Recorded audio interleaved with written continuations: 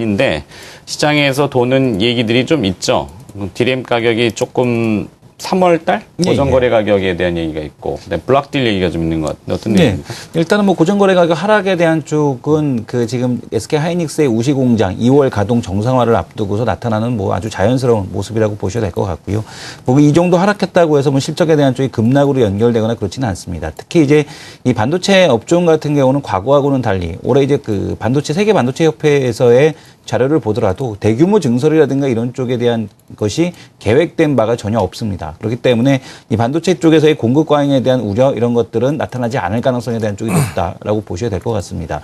그리고 시장에서 지금 그러니까 지금 실적에 대한 개선세를 이끄는 것은 뭐 낸드나 뭐 PC DRAM 쪽에 대한 흐름이 아니고요. 모바일 DRAM 쪽에서 계속해서 실적에 대한 개선세를 이끌고 있기 때문에 역시 이쪽 분야를 좀 잘 보셔야 된다라는 말씀을 드리고 싶고, 이 모바일 DRAM 같은 경우는 작년까지만 하더라도 기본적으로 장착되는 모바일 디램에 대한 그 크기가 바로 2기가였죠. 근데 지금 갤럭시 노트 3가 3기가 제품으로 나왔는데요. 이제 올해부터 출시되는 제품들은 3기가에 대한 쪽으로 늘어난다라고 보시면 됩니다. 그 스마트폰에 대한 쪽이 업데이트 될수록 신제품이 나올수록 기본적으로 요구되는 사용량 자체가 늘어나고 있고요. 그리고 작년에 그 스마트폰 판매량 3억 5천만 대였습니다.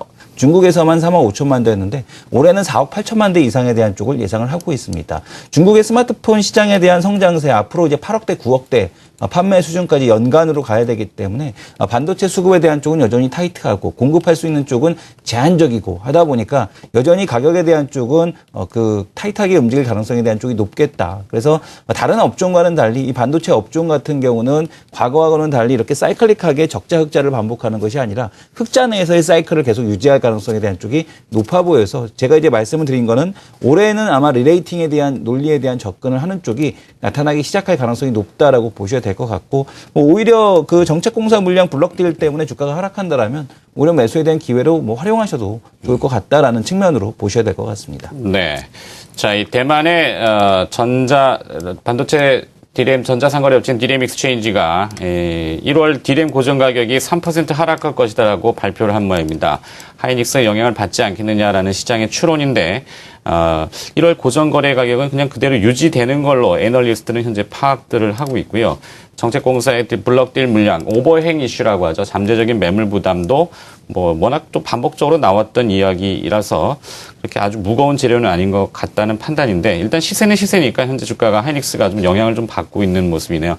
이순서 대표님, 추가적으로 하이닉스에 대해서 판단하시는 게 있나요? 근데 지금 이제 요즘에 우리 증시 쪽 보게 되면 이런 루머성 얘기죠. 물론 뭐 이제 디램 익스체인지닷컴 쪽에서 얘기가 나온 부분은 있습니다만, 지금 최근에 뭐 반도체 연초 가격이 그러니까 뭐 똑같은 사이트, 그러니까 디램 익스체인지닷컴의 그 반도체 관련 그 주가 동향을 본다면 계속적으로 오르고 있는 상태입니다. 그러니까 현물 가격을 집산한 DXI를 말씀하시죠? 예, 그렇죠. DXI 지수가 계속 오르고 있는 상태다 보니까 어제 같은 경우도 반도체 주력 상품은 올랐습니다. 그래서 뭐 일반 시장 거래 쪽, 물론 뭐 고정 거래가 더 규모가 더 크긴 합니다만 시장 거래가 오르고 있는 가운데 고정 거래 가격을 낮춘 적은 없습니다. 뭐 단적으로 표현할 수 있는데 뭐 아직은 정확하게 뭐 이쪽에서 뭐 확인되지도 않은 뉴스 때문에 좀 그 주가가 좀 출렁임이 있고, 그래서 뭐 외국인들 쪽에서 매도가 나오고는 있습니다만 뭐 매도 물량 자체도 그렇게 크지 않는데 이제 기관 쪽에서 좀 매도가 좀 나오는 걸로 보여집니다만, 하여튼 뭐 우리 증시 쪽에서 원래 이 기관들이 조금만 악재성 이슈만 있으면 일단 뭐라고 이렇게 표현해도 되나요? 호들갑이라고 표현해야 되나요? 좀 호들갑스러운 움직임을 보여주는데,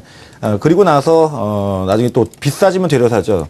지금도 뭐 그런 일이 반복되지 않을까 이렇게 보여집니다. 삼성전자, 하이닉스 같은 경우는 실적 발표될 때까지 큰 조정의 가능성은 제가 볼 때 뭐 거의 없지 않냐는 점 보여지고 있고, 4분기 실적은 물론이거니와 올 한 해 낸드 프레시 쪽의 메모리 전망을 최근 보고서 쪽을 보더라도 주가가 뭐 크게 밀려야 만한 이슈가 없습니다. 오늘 아까도 얘기했다시피 미국의 반도체 지수, 그러니까 필라델피아 반도체 지수가 한 2% 이상 급등세를 보였고, 경쟁 기업이라고 할 수 있죠. 마이크론 테크놀로지 같은 경우도 오늘 주가가 뭐 2% 근처까지 좀 상승하면서 오히려 최근 조정 후에 조정이 좀 탈피되는 양상까지 보여주고 있다 보니까 뭐 지나치게 뭐 우려할 필요가 없지 않냐. 오히려 조정은 오히려 뭐 이런 종목이야말로 그야말로 뭐 매수의 기회로 삼는 것이 뭐 올바른 전략이지 않냐 이렇게 보여집니다. 그렇죠.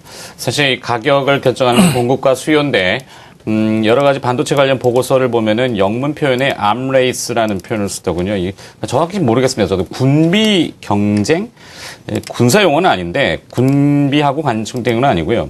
그러니까 뭔가 공급이 좀 타이트하다 이런 뜻인 것 같습니다. 수요는 계속 증가를 하고 있고 그게 이성원 대표 말씀하신 PC 쪽은 아닌 것 같고 모바일이라든지 그다음에 뭐라 그러죠? 태블릿 PC 요즘 예.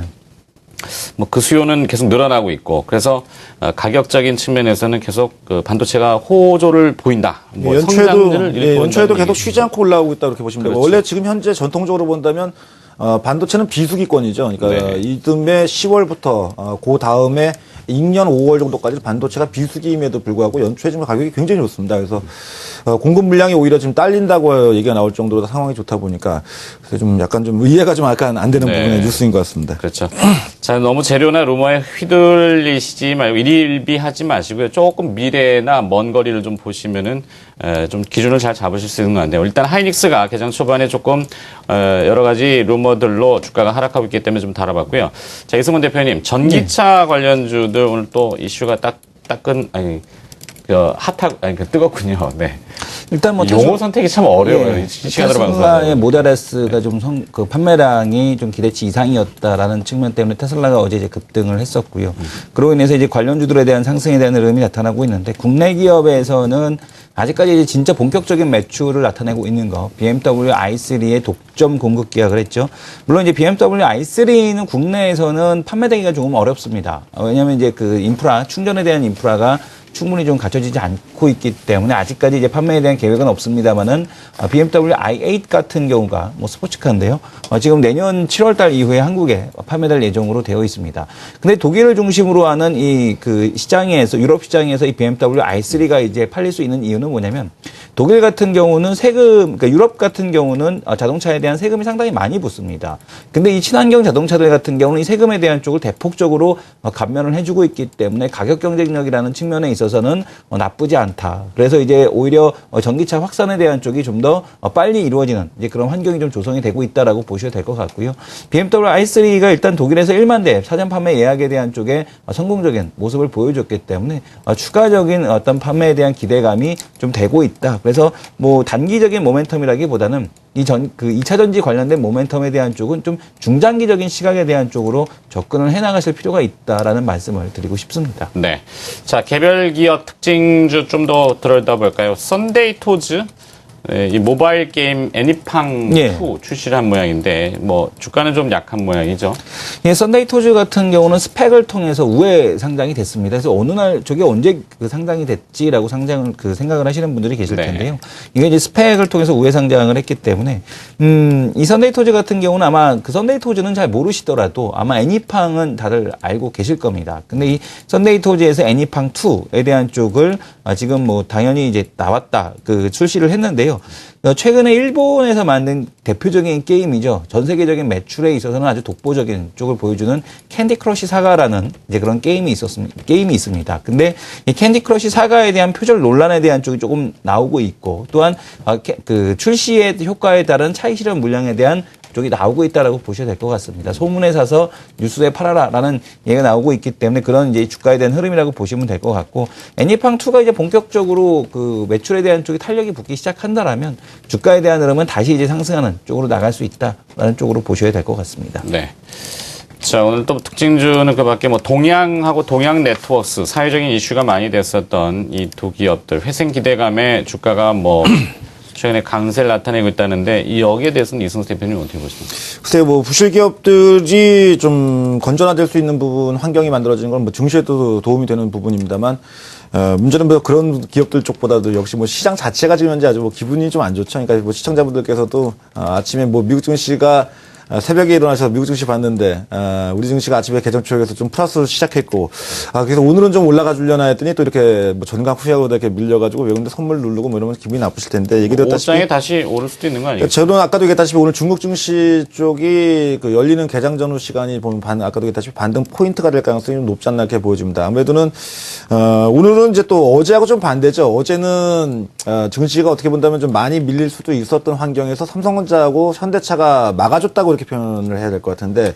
금일은 이제 또 반대로 이제 아까 제가 엔화가치 쪽에 대한 부분이 조금 약간 좀 꾀름직하다고 얘기 드렸습니다. 근데 엔화가치가 다시 약세를 보이자 오늘 삼성전자하고 현대차가 현재 주가가 좀 약보합권까지 밀리고 있고 좀 전에 말씀드렸던 그 하이닉스도 물론 주가가 지금 현재 낙폭 그러니까 저가에서 그 낙폭을 좀 줄여가고 있습니다. 그런데 이쪽 수출주 쪽이 좀 주가가 좀 부담되니까 또 어제와 반대로 좀 오를 수 있는 요인에서 오히려 지금 현재는 지금 지수가 못 오르고 있습니다만 뭐 제가 볼 때는 뭐 그렇게 크게 신경 쓰실 필요 없습니다. 그러니까 네. 증시는 결국 가야 될 길을 가야 되는데 지금 현재로서는 글로벌 경기나 뭐 경제 부분에 있어서 이상징후, 그러니까 우리가 우려할 만한 어떤 경제 위기 국면이 분명히 아니라는 점과 네. 경기가 호황을 보이는 가운데, 그러니까 나아지고 있는 가운데 미국 경기가 다만 이제 미세 조정 정도를 받고 있는 상황이다 보니까 테이퍼링에 대한 이슈가 좀 지연될 가능성에 대한 부분이 최근에 이머징 마켓 쪽 증시가 좀 상대적 강세를 보이는 배경이 되고 있습니다.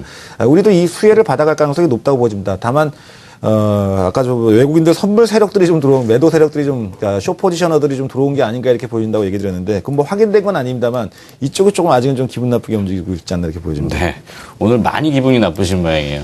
그쵸. 그러니까 아니 뭐 제가 꼭 기분이 나쁘다기보다는 네, 투자자분들의 마음을 실망스러울까, 대변하는 거죠. 실망스러우실 근데 테니까 너무 해서 뭐 얘기인 섣불리 겁니다. 실망하실 필요는 없고, 자, 우리가 또 되는 거, 도드라지는 것들을 계속 찾고 있습니다. LED 관련주가 오늘 조금 네. 돋보이는 것 같은데, 외국인 투자자들이 거래소 유가증권 시장은 매도를 하고 있지만, 코스닥은 소규모지만 매수를 하고 있고, 매수 기업들 보니까 서울반도체, 뭐 한스바이오메드, 루멘스, 뭐 셀트리온, 파라다이스, 인터파크, 뭐 위메이드, SFA, 멜파스, 인지디스플레이, 뭐 이런 저가주도 물론 포함이 돼 있지만, 자 어떻습니까? 뭐 이 LED 쪽은 외국인 순매수가 좀 보이네요. 예, 일단은 시장의 특징적인 모습 중에 하나가 그 LED 쪽 여전히 강세에 대한 쪽들, 백열기 전등 이제 그 교체에 대한 쪽이 이제 올해부터 시작이 되기 때문에 실적에 대한 기대감으로 이제 주가가 상승하고 있다라고 보셔야 되는데, 사실은 그 예전에도 한번 제가 그 이쪽에 대해서 그 몇 년 전이었죠. 5년 전에 대해서는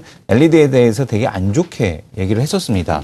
2010년도에 그때 이제 안 좋게 얘기했던 이유 중에 하나가 뭐였냐면, 빛의 직진성이 너무 강하다. 그래서 지금 조명으로 사용했을 때 사실 좀 오히려 그 부분은 밝을 수는 있어도 그 주위의 빛으로 확산하는 부분이 좀 많이 약하다라는 것을 이제 얘기를 드리면서 LED 조명에 대한 쪽에서 부정적으로 언급을 드렸었는데, 지금은 이제 막상 사용해 보게 되면은 그때보다는 훨씬 더 많이 좀 개선이 됐구나라는 측면을 볼 수는 있습니다. 그러나 여전히 그 LED 조명으로 교체한 이런 길들을 운전해서 가다 보게 되면 약간 좀 어둡다라는 이제 그런 생각이 들고 있습니다. 그래서 이런 부분에 대한 개선세가 좀 더 좀 빨리 나타나야 되지 않을까라는 측면으로 좀 보고 있고요. 또 하나는 이 낙폭과대에서 스마트폰 관련주들에 대한 쪽들이 거래량을 일으키면서 바닥에서 올라오는 모습들이 나타나고 있습니다.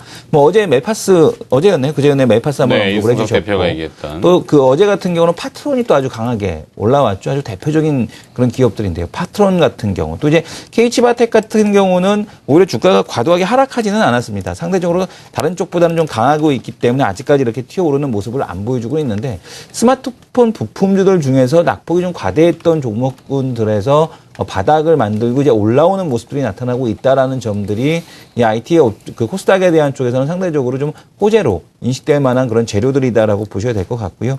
이런 LED 같이 모멘텀이 아직까지 존재하고 있는 업종들, 아침에 말씀드렸던 네트워크망 같은 기업들, 이런 기업들이 당분간은 시장에 대한 종목으로서 계속해서 산발적인 부각에 대한 쪽이 순환매로 이루어진다라고 보셔야 될 것 같습니다. 네, 알겠습니다. 오늘은 여기까지만 듣도록 하겠습니다. 개장 전후 바로 함께 해주셨고요. 트리플 플러스 이승원 대표, 코리아증권 리서치 이승석 대표였습니다.